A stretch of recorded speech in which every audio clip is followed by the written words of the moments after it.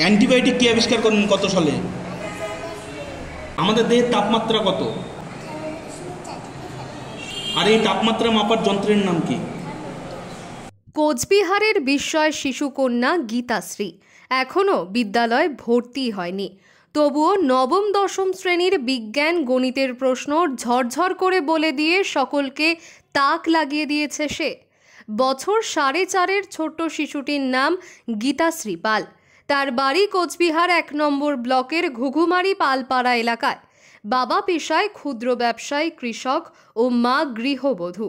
যখন থেকে তার কথা ফোটে তখন থেকে তার প্রতিভায় মুগ্ধ হয় সকলে। জানা যায় গীতাশ্রীর দাদা এবছর মাধ্যমিক পরীক্ষা দিয়েছে। দাদা যখন পড়াশোনা করত তার পাশে বসে প্রশ্ন উত্তর শুনে শুনে মুখস্থ করে ফেলে 4.5 বছরের ছোট্ট গীতাশ্রী। জীবন বিজ্ঞান, ভৌত বিজ্ঞান, গণিতের প্রশ্নের উত্তর ঝরঝর করে বলে দিয়ে সকলকে তাক লাগিয়ে দেয় এ বিস্ময় শিশুকন্যা। হ্যাঁ, তুমি কোন ক্লাসে পড়ো? স্কুলে ভর্তি হওনি? তুমি পড়াশোনা করো? তুমি স্কুলে ভর্তি হওনি? আচ্ছা বলো তো তাহলে a+b হোল স্কোয়ারের সূত্র।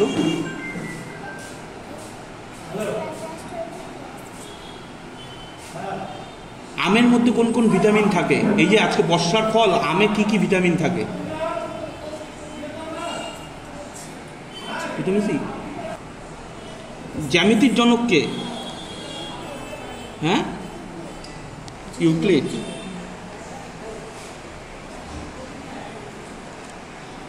জ্যামিতির জন্ম কোথার থেকে? হ্যাঁ, বর্গক্ষেত্রের ক্ষেত্রফল। হ্যাঁ,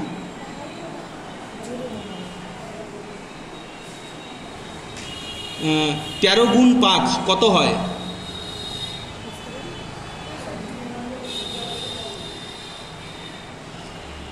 এক ঘন্টায় কয় সেকেন্ড থাকে? 90 ডিগ্রি ইকুয়াল টু?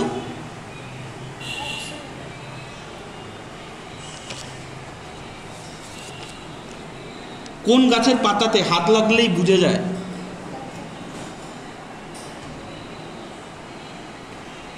এই তো বর্ষার সিজন চলছে, কয়েকটি উন্নত জাতের আমের নাম বলো তো দেখি।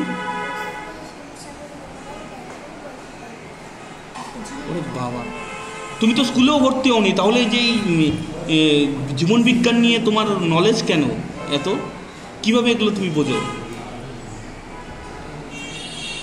আচ্ছা বলো তো দেখি, কোষ কে আবিষ্কার করেন? কত সালে আবিষ্কার করেন? হ্যাঁ, কত সালে?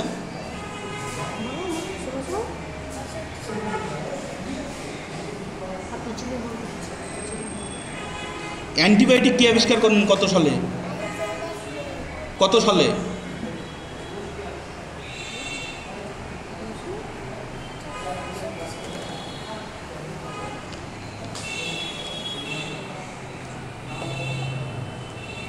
দইয়ের অণুজীবে কি থাকে? দই দই আমরা যে দই খাই, দইয়ের অণুজীবে কি থাকে? কোথাকার চা বিখ্যাত? মানে এই যে ওয়ার্ল্ডের মধ্যে, বিশ্বের মধ্যে কোন কোন জায়গার চা, আমরা যে চা খাই, চা পাতা বিখ্যাত কোন জায়গায়? একটি আদর্শ ফুল?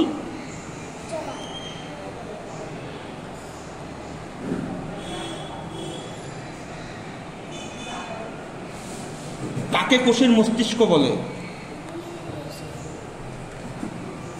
আমরা কতবার শ্বাস নেই?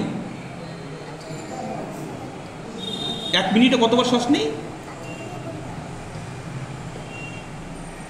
আমাদের দেহের তাপমাত্রা কত?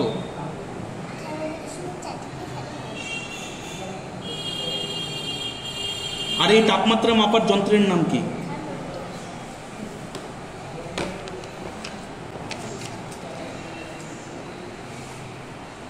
এই উদ্ভিদ, এই গাছ যে আছে, গাছের প্রাণ আছে, এই কথাটা কোন বিজ্ঞানী বলেছিলেন? হ্যাঁ, কে?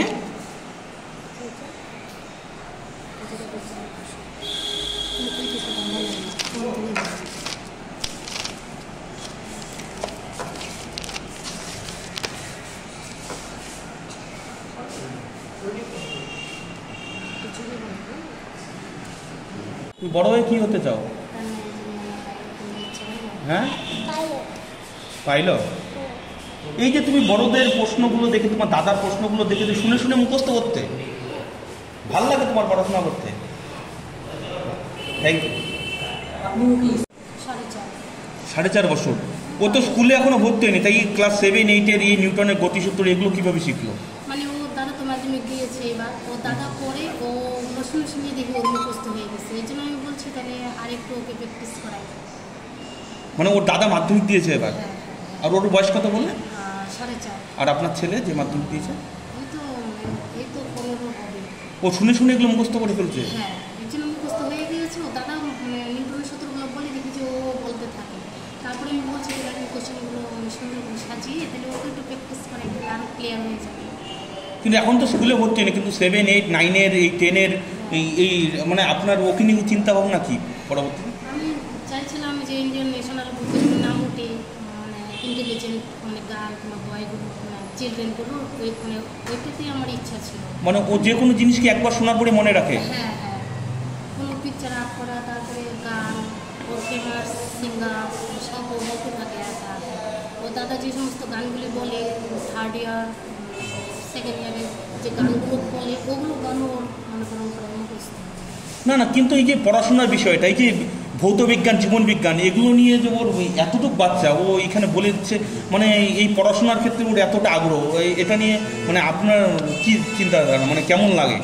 আমার তো মানে ভালো লাগে। আমি চাই যে ওর জন্য মানে ফেমাস হয়, যেমন ইন্ডিয়ান ন্যাশনাল বুকে যেমন নাম উঠে বাচ্চাদের, আমিও চাইছি মানে ওর জন্য তো নামটা যেন উঠতে, তাহলে আমার খুব ভালো লাগে। আপনার নাম কি?